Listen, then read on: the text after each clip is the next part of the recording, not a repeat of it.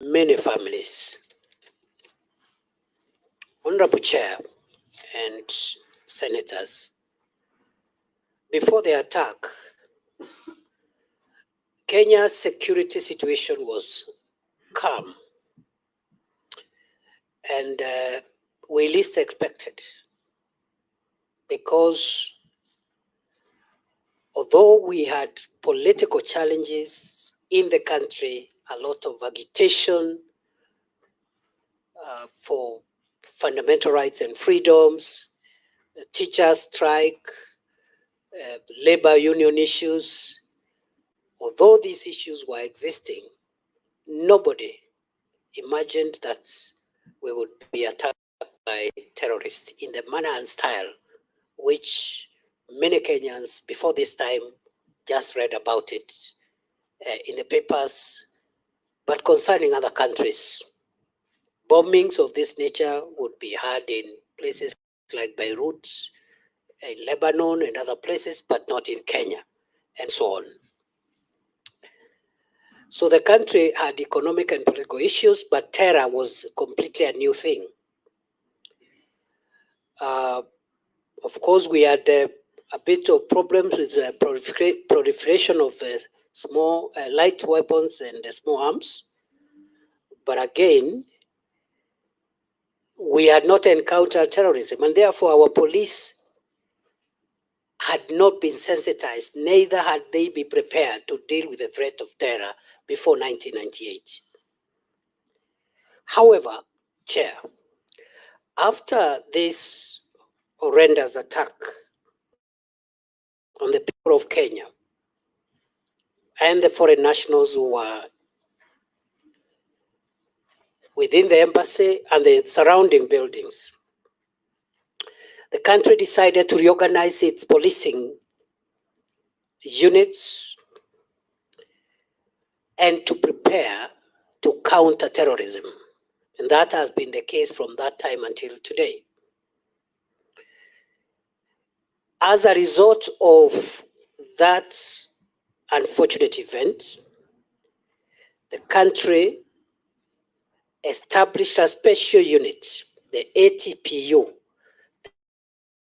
the Anti-Terrorism Police Unit, which exists until today and which has done a great job in detecting and thwarting the threats of terror many, many, many more times than Kenyans would ever know. And today, I am proud that the decision to establish the ATPU has been one of the most consequential decisions that this country has ever made in terms of preparing our organs of internal security to detect and neutralize the threat of terror. Later on, Kenya established the National Counterterrorism Center, which helps us in terms of research and on how to deal with radicalization, which is the recipe that feeds terror, radical ideologies. And today, our National Counterterrorism Center is one of the best centers in this region in terms of helping us deal with radicalization and making interventions to try and prevent terror from occurring in our country. The regional security situation and in our country still remains fluid, and the threat of terror remains present. And over the years, from 1998, the threat of terror has transformed itself from foreign-bred terrorism to local-bred terrorism. In other words, the threats that our country faces today, unlike 1998, many of those threats are bred and nurtured within the territory of our country, with, of course, once in a while, foreign elements in the manufacture of terror and violence. And right as we speak, the threat of radicalization continues to exist due to many factors, including social and economic challenges and advancements in technology. Honorable Chair, why was Kenya then a target? What made it possible for this attack to happen? A number of factors. One is, and it's the main one, the perceived relationship between Kenya and the United States of America, and by extension, Western interests, was, in our estimation, the greatest driver of the desire to hurt Kenya. In other words, what happened in 1998 was occasioned by our long-term, traditional, and continuous friendship and relationship with the United States of America and Western democracy generally. That was the main reason why we were attacked. Of course, there were other reasons, including our strategic and geographical position, including our close proximity to Somalia, which has been unstable. By that time, it had been unstable for more than 8 years. Corruption also was responsible because, as I have said, the main suspect of that attack was not a Kenyan, but they had acquired a Kenyan identity document through corrupt practices which were aided by public officials who were serving at that time. Our borders being porous, which has been a problem for a long time, was another reason why we were attacked. The issue of insecurity occasioned by the influx of masses of refugees in the 1990s, which started in the early 90s, is another reason. Lack of technology in our border control, which we have addressed, as I'm going to demonstrate just now, and we continue to upgrade our border control systems. We also admit that, unfortunately, on this occasion, and perhaps in a few others, there was intelligence, a lapse in intelligence system. And this is just to show that we must continue to invest in our intelligence systems, because on this occasion, clearly there was a lapse or failure of the intelligence system for an attack of this nature to have occurred. And it's not unique in Kenya. We've just seen what has happened in the Middle East just last week. Even the best intelligence sometimes. But we have learned from the experience of 1998 to improve on our intelligence system. Of course, lack of, for the reasons which I gave earlier on, which is that before 1998, security agencies were operating in silos. The police will do their work as police.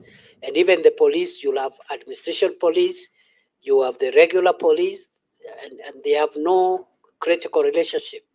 You have the DCI, that time known as CID, but they have no relationship with NIS.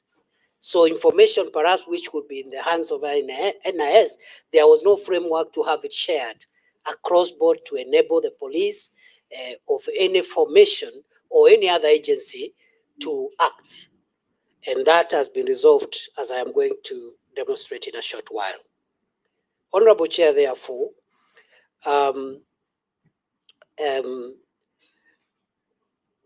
the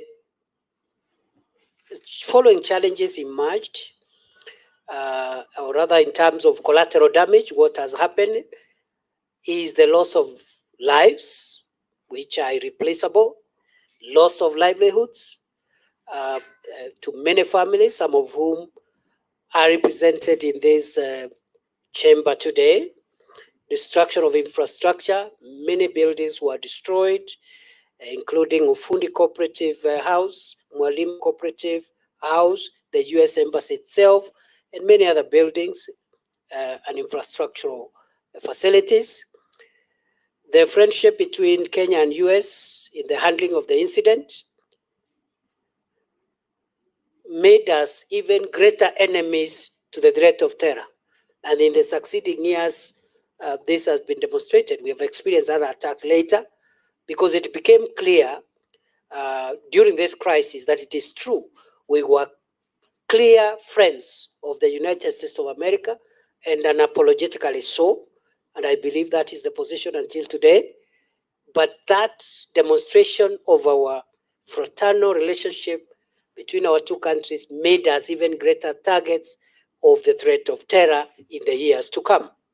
And lastly, of course, that Kenya in 1998 was propelled to the international terrorism scene, resulting to loss of business, particularly in the tourism sector. I think from that time, our tourism sector went south and has never recovered again, because unlike before, it became clear to foreigners that Kenya is a prime target of a terror attack. What interventions, policy, legislative, have we done as a ministry over the years to learn from this unfortunate experience to make the country safer and to make sure that this does not occur again? As I have said, the institutional building first. Now we have the anti-terror police unit. It continues to do a great job every day. Hundreds of terror threats have been thwarted in the last 25 years, 27 years. There has been tremendous successes, notwithstanding the few instances where terrorists have been able to hurt us after the 1998. The establishment of the Anti-Terror Police Unit, the establishment of the National Counterterrorism Center, the establishment of the Financial Reporting Center has been critical. Chair, the Financial Reporting Center helps us to track the inflows of finances into our financial system. And we've been able through the Financial Reporting Center to detect funds or resources which we believed would have been used to finance terror. And under the law, both national and international law, those funds are forfeited as of those finances. We have established the Coast Guard to enhance our surveillance of Kenya's internal waters and territorial seas to avoid terrorists using the oceans from approaching the territory of our country. Chair, we have established a transnational organized crime unit, which, among other things, deals with the prevention of terror, and we have established the Asset Recovery Agency, so that when we freeze finances which are destined to finance terror, they are forfeited. And the agency that is the recipient of forfeited funds is the Asset Recovery Agency.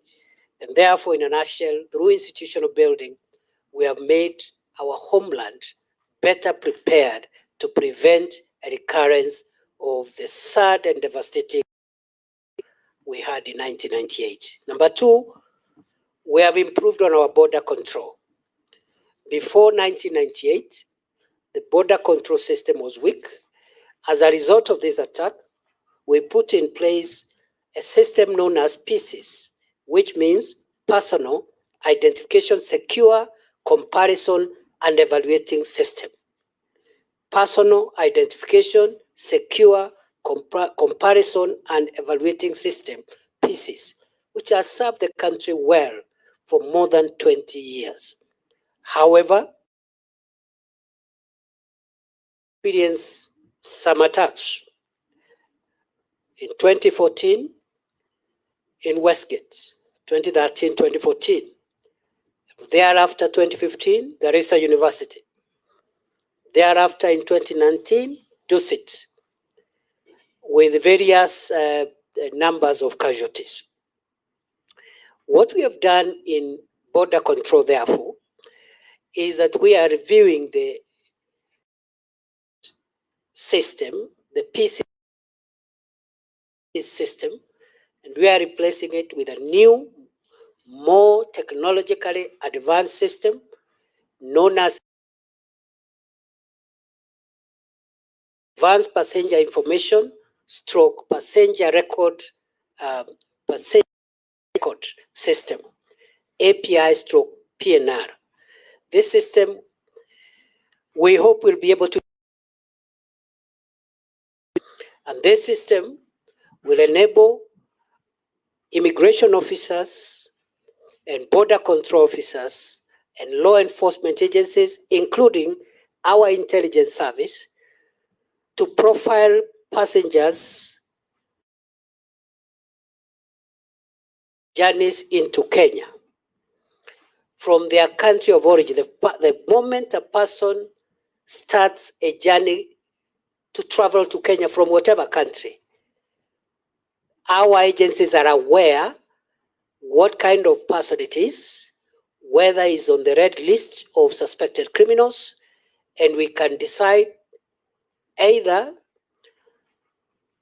to prevent them from traveling to Kenya, or once we profile them as dangerous or passengers suspected to be dangerous criminals, we allow them to travel, immobilize them so that they can help us with more information on what their intentions were and who else they were in cohorts with. So that decision, therefore, is left for us. Once we profile the person in advance, we can decide either to prevent them from entering the territory, or they come when we are aware what kind of people they are, and when we are prepared to immobilize them immediately they enter the territory of Kenya for purposes of interrogation. The API / PNR system will greatly move this country to a different level in terms of border management control. We hope this financial year we'll be able to install that system to develop on pieces. Other than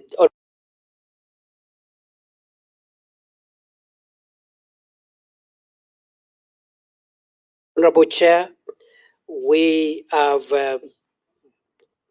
that is the Proceeds of Crime and Anti-Money Laundering Act. And these are very useful laws. The Proceeds of Crime and Anti-Money Laundering Act is what enables us to track proceeds of crime and the financiers of terror, and be able to intercept, freeze, and disable the financing of terror, because the engine of terror is money.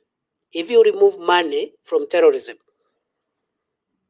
ideology and radicalization without money cannot cause the kind of damages that we see. There must be money. So if this act has helped us, in fact, we amended it last month to make it even more difficult for financiers of terror to transport and convey resources across the world, especially into our country, to hurt us. The Prevention of Terrorism Act of 2012, game-changing legislation, it has helped us to deal with the suspects of terror differently from other suspects of other crimes. Because before that time, security agencies would arrest a terror suspect, but you have to produce that terror suspect in court within 24 hours, because that was the law says, whether the investigations are complete or not. And given the complexity of terror, agencies require a little more time, because it has international network. It has so many complications. And therefore, through this Prevention of Terrorism Act, we are able to hold suspects longer, up to 360 days for 1 year. And this is what we have applied to, and it has helped us big time. Of course, we produce them to courts occasionally for purposes of accountability. The courts themselves have been gracious. They have set up the anti-terror court, where terror-related issues are processed by the judiciary outside the normal judicial processes, and this has really helped in the fight against terror. And it's a democratic thing, Chair. That's what happens in all countries. Once somebody is profiled within the realms of terror, they are treated differently in all the countries, including the longest democracies of the world. We have also enacted the Computer Misuse and Cybercrimes Act of 2018. We have amended the Anti-Narcotics Act. We have amended the Refugees Act. We have amended the NGOs Act. And we have the game-changing legal amendments in the fight against terror was the controversial Security Laws Amendment Act of 2014. Because this is the amendment that, first of all, compelled for the first time security agencies, whether they are internal security organs or the defense forces, to work together in a multi-agency form, develop common standard operating procedures, share intelligence, work together to deal with terror, as opposed to in the past when agencies were in silos and sometimes working in competition with each other. So we're in good space. We continue to improve on the law to make sure that the country is safer and safer, and we are learning from the best jurisdictions of the world how to balance democracy on one hand, human rights, democracy, and the rule of law, and the right to presume suspects innocent, but on the other hand, to be able to have a grip on national security and make it a serious matter, which requires special treatment of those who threaten the security of our homeland. We have amended the Firearms Act, Cap 114, to control the inflows of small arms and light weapons, and the Kenya Citizenship and Immigration Act has also been amended to make it a bit difficult for foreign nationals to access our country and cause us harm if they are not good people. We have international collaboration on the fight against terror. We have enhanced information sharing mechanisms. We have enhanced financial regulation by the Central Bank of Kenya, and we have deployed we have deployed modern technology in policing, including the use of the Integrated Command Center, IC3, to monitor our major urban spaces and critical infrastructure like the ferry on a minute-by-minute basis. The Inspector General is able to monitor what is happening in critical spaces in major urban areas and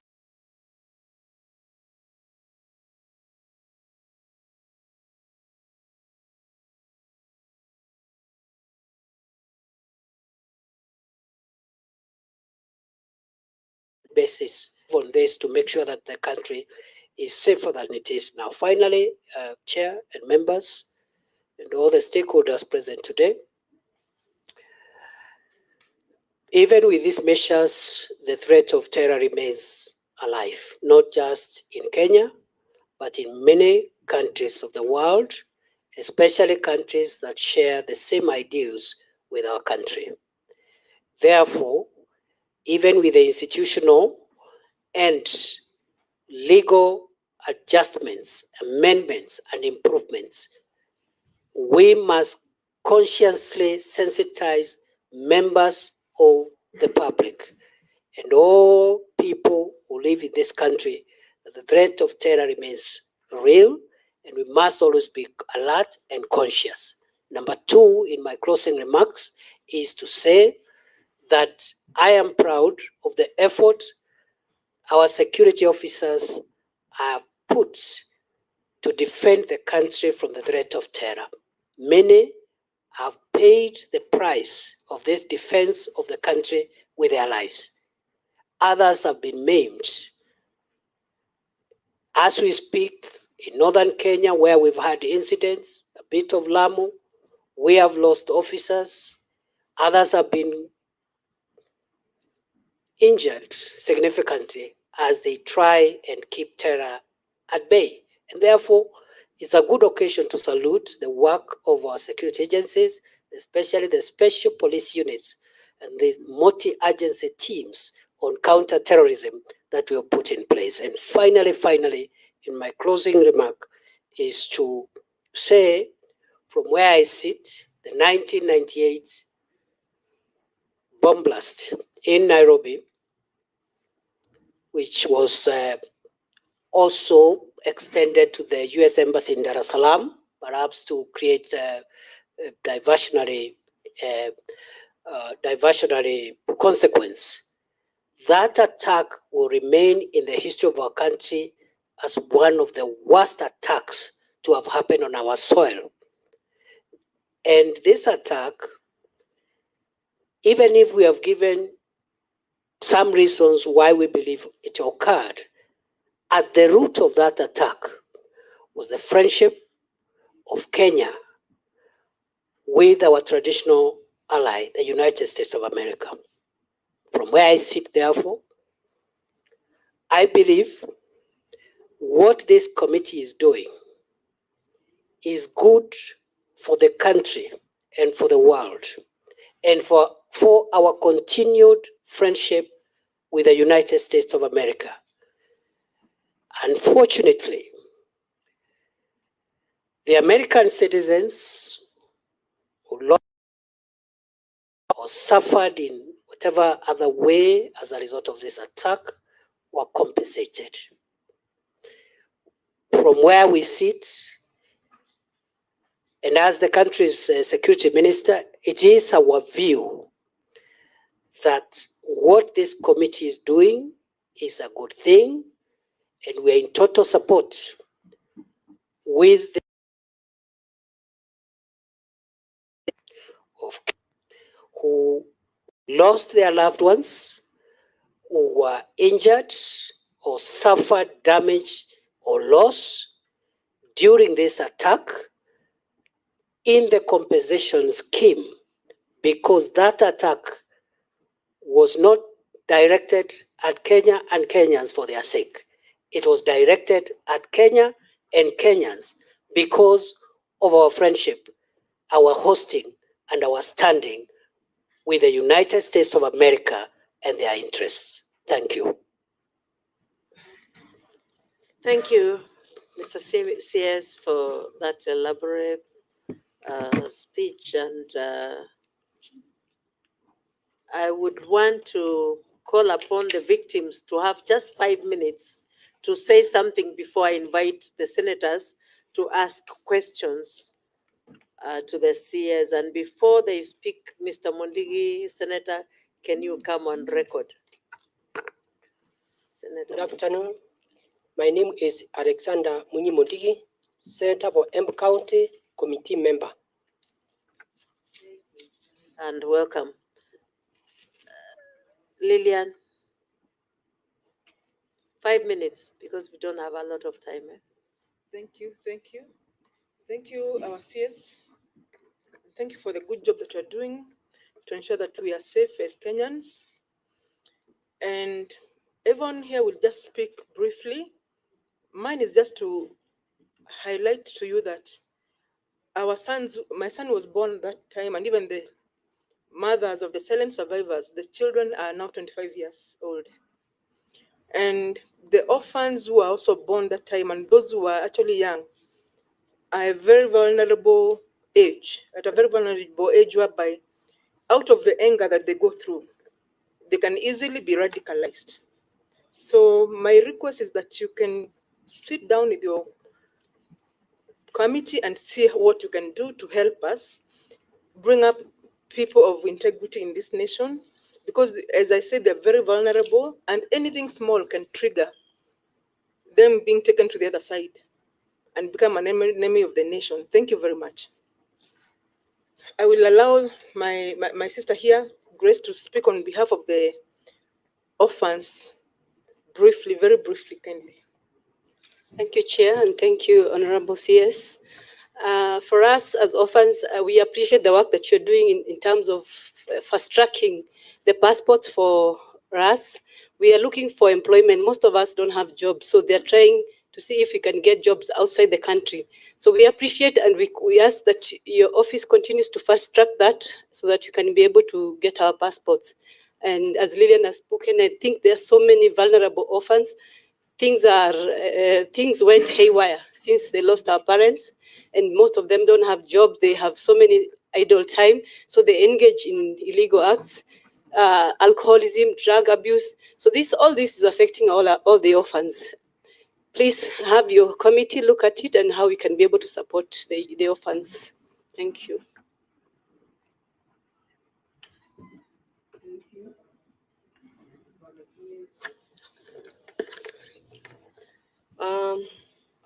I had 3 questions for you today as a widow of the 1998 bomb blast, but I'm happy because what you have read there, it answers some of my questions. But I'll go with 2 questions. One, what is the position of the Kenya government on the terrorism fund which was set aside to assist the victims of terror attacks since 1998 bombing? That's the first question. And finally, Bwana CS, is there plans to compensate the victim of 1998 bombing through the terrorism fund set aside for compensation by the government of Kenya? We are so proud that this time our government is up to assist us in finding justice since 1998. Thank you.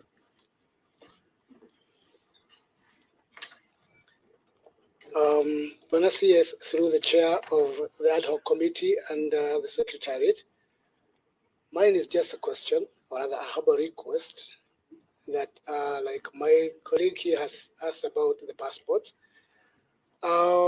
We would humbly ask through your capacity as the CS for Interior and National Administration, whether through your office, we could get passports, the committee and the other survivors, because once in a while you find that there is exchange of the victims, like let's say like America, where you have a Oklahoma bombing and the 9/11 bombing also. So if there could be a facilitation through your office, this could be a big help to us, even for the survivors, for the orphans, for all the others. We ask that from your office. Thank you so much. Thank you. My name is George Ngike. Can you please distribute this to the senator? And it is a one-page. This is a one-page letter from the Ministry of Coordination. After 17 years of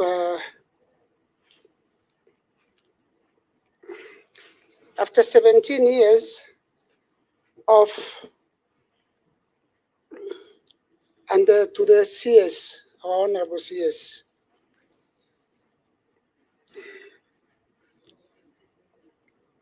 Continue, Bwana Ngige, we have no time. Yes. I want to read that letter, which was written in 2015 as an answer to our request for assistance from our Kenya government and compensation.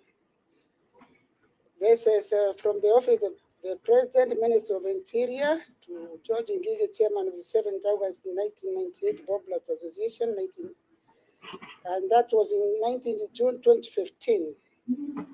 It is 7th August Bomb Blast Victims Compensation.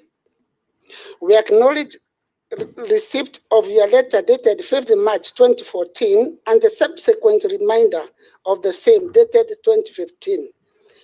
Here, I think you can mark from, that is 1 year, and there have been subsequent reminders which is not noted. We wish to inform you that your request to the government to provide the victims of the 1998 American Embassy bomb blast compensation or assistance has been receiving attention, and efforts have been made to find ways by which your request may be met. The ministry sought from the Attorney General legal advice on how best government may deal with the nature of obligations towards victims of the terrorist bombing of the American embassy in Nairobi. To have the victims, we inform you that the Attorney General has given the legal advice which calls for further processing of your request through other ministries and departments before a specific response may be given to you. We therefore intend to arrange for further consultations with the relevant authorities to determine what and the nature of action may be taken to assist the victims of the American embassy bombings. We will revert. There I can say they have never reverted.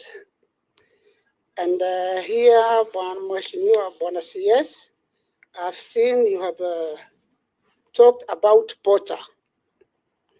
This Porter, I had complained to the Commission on Administrative Justice, and then your response. There was a response from the Interior. They said, on the other hand, the Kenya Parliament has passed the Prevention of Terrorism Act. That is what I see. It is Porter. Number 30 of 2012, which has created a compensation for victims of terrorism fund under Section 49, which provides that the Cabinet Secretary, for the time for matters relating to internal security, shall make regulations to you as the CS. Have you made regulations to provide for the management and administration of the fund? Because in your answer responses, you have just only talked about security, but you have not talked about how you have dealt with the victims. You see, when terrorists attack and victims are killed or what, that is victory for the terrorists. But when the victims are compensated or assisted, that the terrorists can see they have done nothing. My Professor Kindiki, please, with those few questions, thank you. Thank you very much. I now invite the senators to, if they have any questions or any comments to make. Very briefly. We have like, Bwana CS, you have like how many minutes to give us, to ask questions and you respond? 20 or inclusive, Chair. Thank you. Respectively. Thank you. Yeah. 20 minutes. Let's use it. Okay, thank you, Chair. I want to thank the CS and Senator for the presentation before this committee. One, in your presentation, of course, there is the issue of the perpetrators acquiring Kenyan identity facilitated by the public officers. Of course, that is regrettable, but we hope that you are doing so much, flashing back into the past few weeks, the efforts you've made at the immigration, that is an issue that will be dealt with going forward. Honorable the CS, it is also notable that some of these intrusions also came through charitable organizations. And that was not detected, of course, regrettable.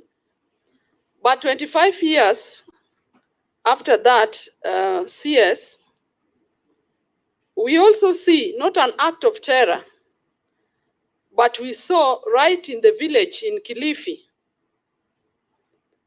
such activities, again, not terror, but a criminal activity in the name of Shakahola. And it is regrettable that that was not detected. That is 25 years after a similar was not detected, and we saw the consequences of that.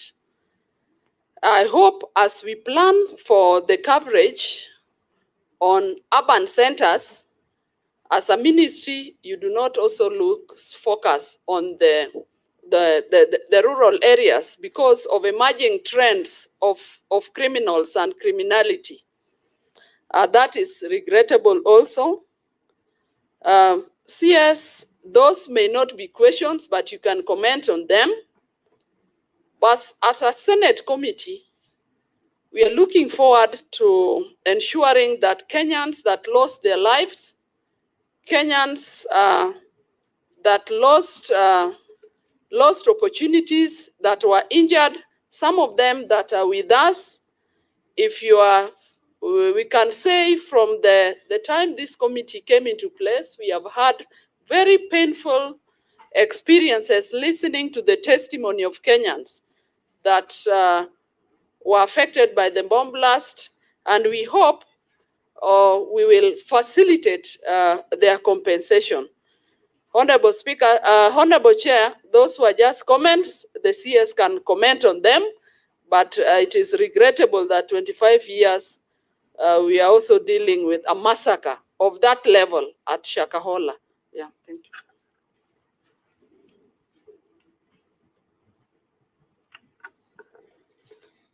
Thank you, Chairperson. Yangu ni kwa Bwana Waziri wa Ulinzi. Profesa, tumekuwa na watu wengi wamekuwa miaka mingi wakitumia mambo ya ulinzi. Wengi wamekuwa wakitumia kifua, wengi wamekuwa wakitumia hata kusikia wakipiga nguvu, na tunaona pia wanaenda magari nyingi sana wakitembea juu ya ulinzi. Lakini kwa wewe tunasikia unaitwa profesa na umetumia uprofesa wako juu ya elimu na kufanya kazi nzuri kwa kipindi ya mwaka mmoja. Yale umenena ni mazuri, na pia nchi ya Kenya tumehudhuria, hata serikali za ng'ambo imehudhuria. Na tunapiga na rapa stamp kwa sababu tuliona stima ilipotea 24 hours. Na usiku hiyo yote hakuna wakati tulisikia kama kuna mambo ya wizi ama mambo ya mauaji ama mambo ambaye ya kuharibu. Kwa hivyo hiyo ni kitu moja tuliona kazi yako ni nzuri. Mambo ya pili, umezunguka Kenya yote isipokuwa ni kaunti ndogo siko na vita kwa mpaka kama Northeastern, mambo tumesikia ukisifiwa, na upande mwingine tumesikia ukisifiwa. Hiyo ni kazi nzuri, na pia umetuambia ile kazi unafanya ndio ulinzi wa Kenya uweze kuendelea vizuri. Kitu ya pili nataka nikuambia, wakati mtu amelala usiku na mchana, huwa saa nyingine anaweza kufurahia, lakini nataka nikuombe tu, hata kama umefanya hiyo kazi yote, maadui ni wengi, na saa hiyo uko mbele ukikimbia vile utatulinda. Pia unjue kuna watu walivu wengi katika nchi ya Kenya, pia wanakuangalia usiku na mchana. Kwa hiyo nakuomba, hata kama unasaidia Kenya, endelea kuwa hiyo uprofesa wako, uendelee kuleta machini nyingi ya kuangalia ni nini inaweza kuharibu Kenya. Ya pili ya mwisho ni kuwa Bwana Waziri, hao watu waliumia kwa kipindi ya miaka 25. Na hiyo profesa wako unaweza kusaidia hao watu waweze kupata pesa zao, ufanye upelelezi, na njia yako ile utatumia uwe na uelevu kama ilikuwa na Solomon, hao watu waweze kupata haki yako. Kwa sababu ukiona tukikuita tunahitaji wewe, na tunajua utatusaidia. Tumeita waziri wengi, waziri wa health wamekwambia watatusaidia, waziri wa lipa watatusaidia. Sasa ile mahali imebakia ni yako, na tuko na hakika utatupa nguvu. Hata pa recommendation yako tukienda ng'ambo kukutana wale wazungu, pia utakuwa umejaribu kufanya intelligent, usikie kama pesa ilitolewa silienda wapi.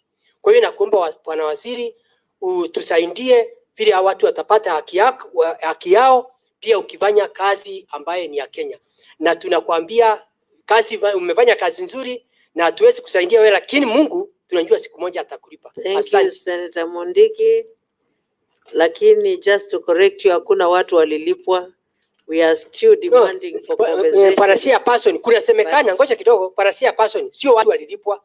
Kuna pesa ilisemekana ilitoka ikaenda kwa akaunti huko ng'ambo, na ndizo tunafuata. Oh, the terrorist fund. Oh, okay. Chairperson, Vice Chair, sorry. Thank you very much. First, thank you very much, Professor Kindiki, the CS for Interior, for honoring our appearance to this committee, and of course, to appear in your own house, the Senate. Now, I have very few questions, Honorable CS. One, Kenya is still a strong ally and a friend to America, and even our foreign affairs policy now seems to be leaning to America. We were attacked on that basis.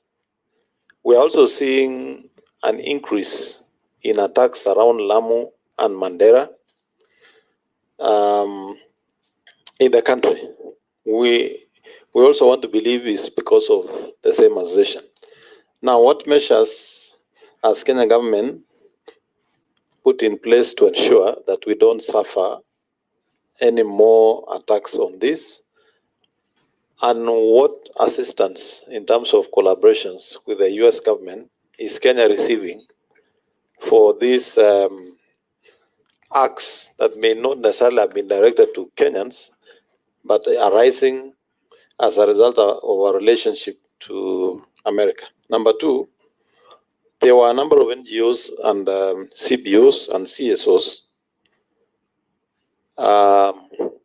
that were associated with aiding the process of that attack. Were those organizations deregistered? Were the directors or those who are concerned with those organizations charged in a court of law? And if so, what was the outcome? USA compensated Americans who are working in the embassy and Kenyans who are working in the embassy and excluded the rest without compensation. We know America as a champion of human rights.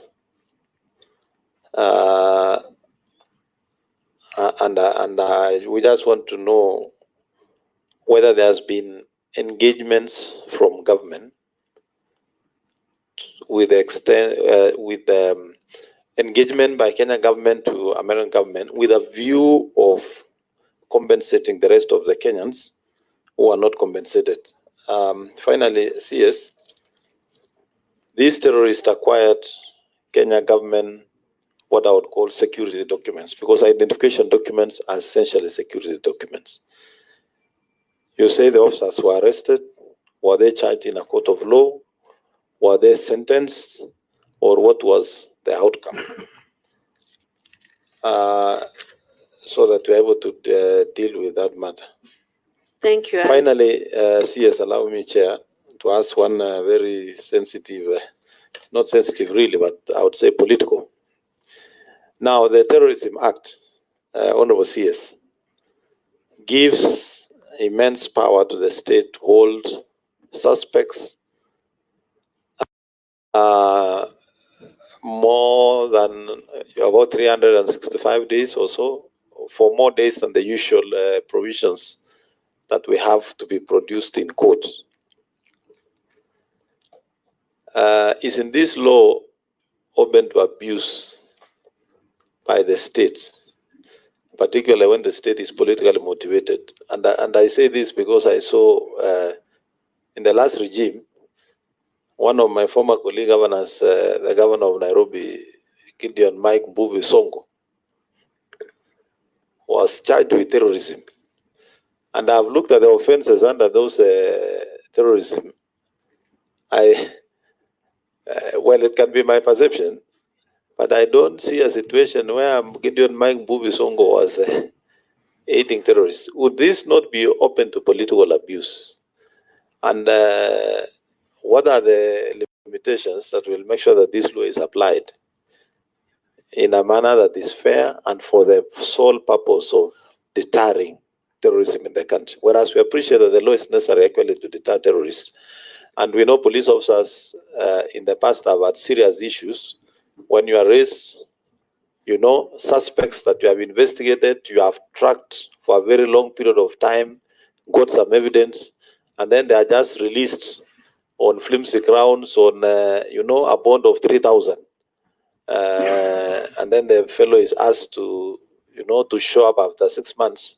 And after 6 months, the guy has fled the country. We are not able. So we appreciate what the law is doing, but what is going to happen with abuse? And finally, CS, investigations in this country rely on the presence of the DCI officers. We know that the workforce in the DCI is probably below 7,000. We have police stations in this country that don't have DCI units. What plans does the ministry have? One, to increase the number of DCI officers so that the workload and the investigation can be speeded up, so that such acts of terrorism can then be addressed within a short time. Investigations can be completed. And two, do the ministry have any plans of really making DCI a completely independent unit, and be it given their own budgetary provision so that they're able to conduct their work? And are there any plans in your ministry to increase the number of officers in the specialized units? And we appreciate that the specialized units are doing a very beautiful job. Honorable CS, one of your units that is doing a fantastic job is the homicide unit. But that unit is staffed with very, very few officers, and the whole nation is running after the few officers. Are there any plans to increase the workforce in this specialized unit? Because we have seen them produce results within a very short time. Thank you very much. Thank you. Mr. Sayers, mine are very few, and it's about the Section 49 of the Terrorist Fund of 2012. Are there regulations provided for this compensation fund, and has it benefited these terrorists, these victims in any way of the terrorists of Bomb Blast 1998?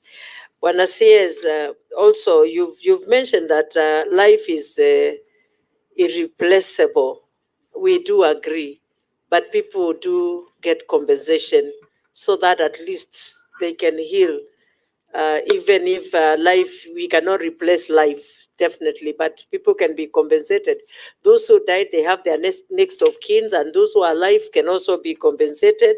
And just like the rest of the senators, has these officers who were corrupt and enabled these terrorists to own identities, you know, identity cards for Kenya, have they been arrested, and have they been taken to court of law? Have they been jailed or fined? What was done? Again, Bwana Sayers, if we read the then ambassador, Prudence Bushnell, she wrote this book, and this book has every information that Kenya needs, especially your ministry, to counter the Americans, because she says she states very clearly here that she was aware that they were going to be attacked, and she never reported to the Kenyan government that there was danger. And again, the embassy being in the center of the CBD, and if they knew that, they would have moved it out of the CBD.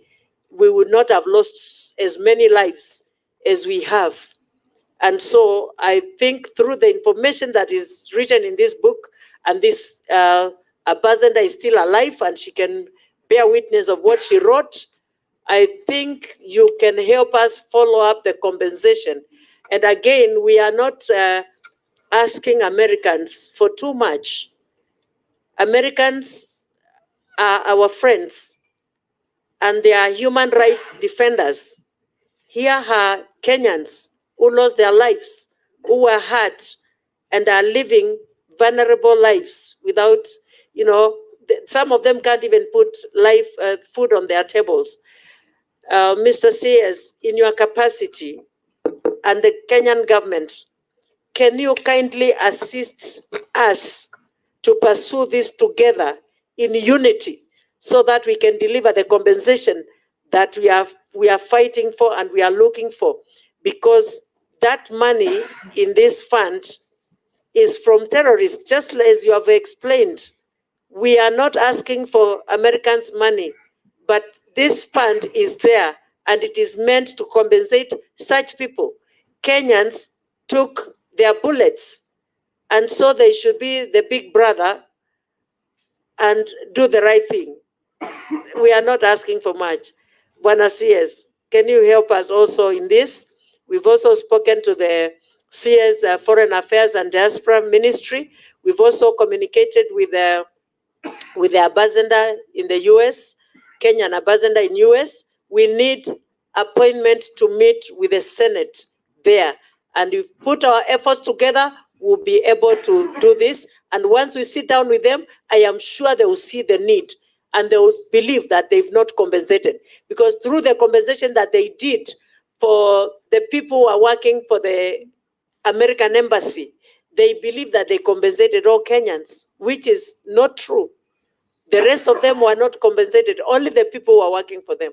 Thank you, Bwana CS.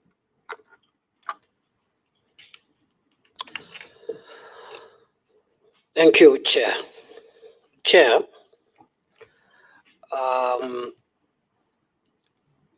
with regard to the issues that have been raised, many of them are comments and proposals. A few are direct questions. I'll try and summarize because of the constraints we have. And just for the members, Chair, I'm not rushing out of Parliament. I'm still within Parliament, but I'm appearing before another committee, the National Assembly Committee on Internal Security. So I really respect this process, and I hope we can have more engagement even after you travel to America and come back. It doesn't have to be in this format. It can be in a workshop format or some debriefing format, because the issues you're pursuing are weighty, and they will define how, going forward, those of us who get unlucky and unfortunate to experience the kind of horror that the victims of this attack experience are treated differently. And I think that is what this committee and all of us from wherever we are owe the future and owe the victims and their descendants. With regard to the broad issues around compensation, my understanding is that the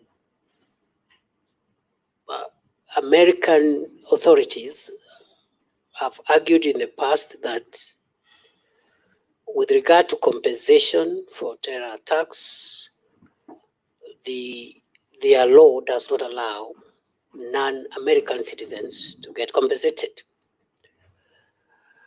But I think an argument can be made around it, because those Kenyans who were killed, maimed,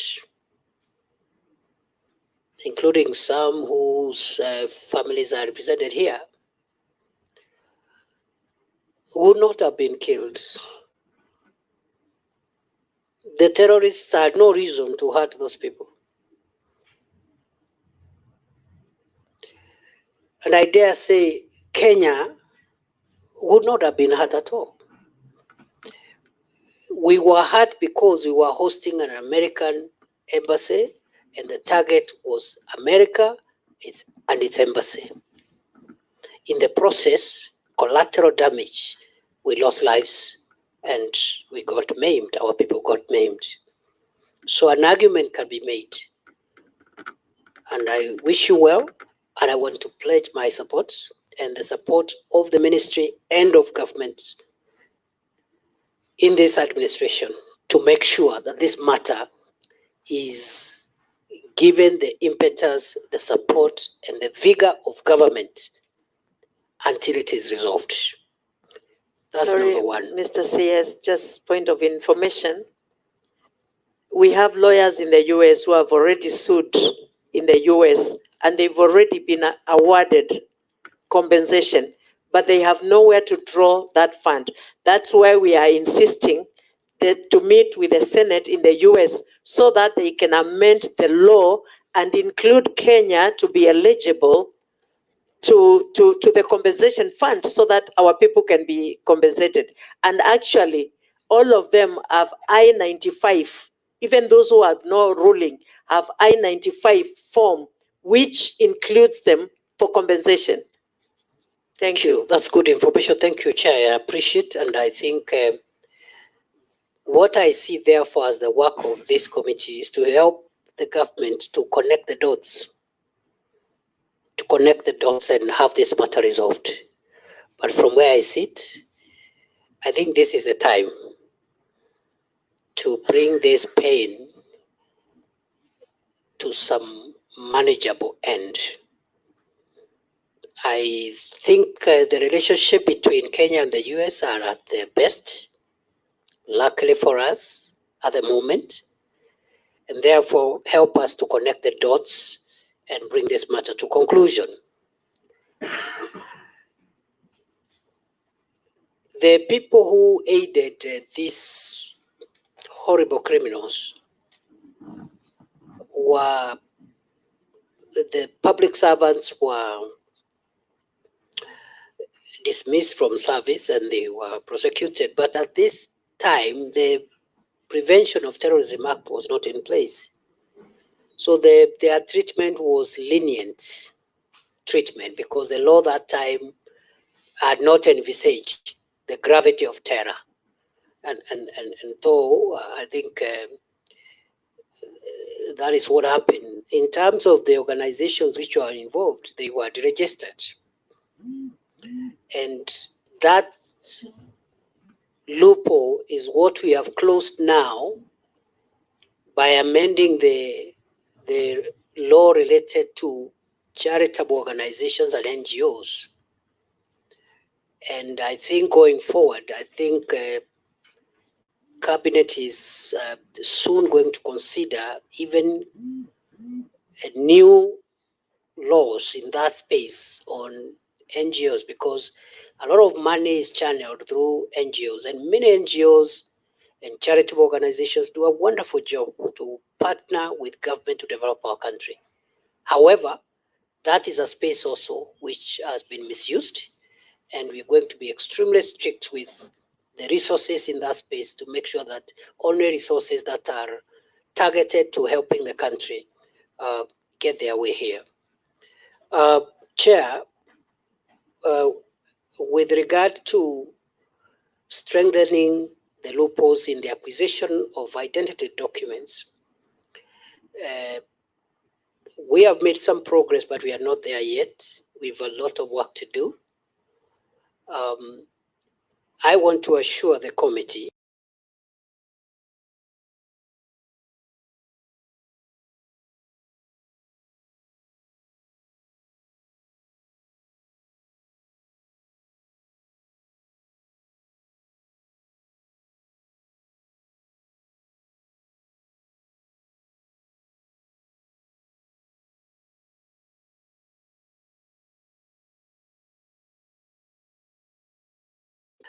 the proposals for the third generation ID in its various forms, and also reforms in the immigration department, which are underway, and we are now at 10% of what we intend to see in that space. So we will change that place. We'll remove all manner of crooks in the supply chain and the pipeline of delivery of identity documents. And just to report to this committee that